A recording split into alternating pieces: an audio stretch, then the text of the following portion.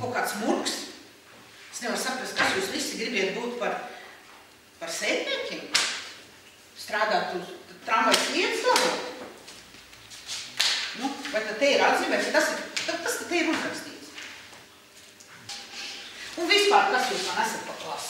Un nesmījies, ņem privātu skolotāju. Tevis man zinātnē. Labu vai vismaz klusu vārdu no skolotājas avotiņas ir grūti sagaidīt, un pavisam bezcerīgi tas ir Baibas gadījumā. Klases audzinātāji viņu burtiski nevar ciest.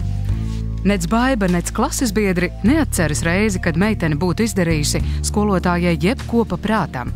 Avotiņa ir pat solījusies sūtīt Baibu uz psihiatrisko slimnīcu ārstēties, jo tā nesot pie pilnas sajēgas. Tā kāds rēķina?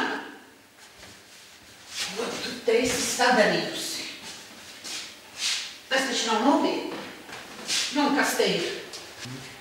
Tas tā taču nerēķina. Lai kā arī klase un Baiba censtos neliekt audzinātājai acīs, iegansts strīdam vienmēr atrodas. Pēdējām nesaskaņām Baibas un skolotājas starpā par iemeslu bija mobilais telefons. Skotā par ko? Kas te notiek?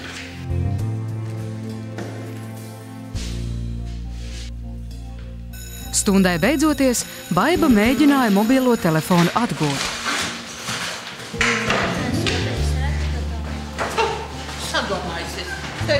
Nekāds telefons. Audzinātāja ir piedraudējusi Baibai ar sliktām atzīmēm, ja viņa sūdzēsies mātei. Baiba tomēr sūdzējās, bet māte, ieradusies skolā, sastapa ļoti patīkamu skolotāju. Nu, ļoti patīkam, ka jūs esat atnāks sēžties valsts. Nu, tas vieglāk parunāt.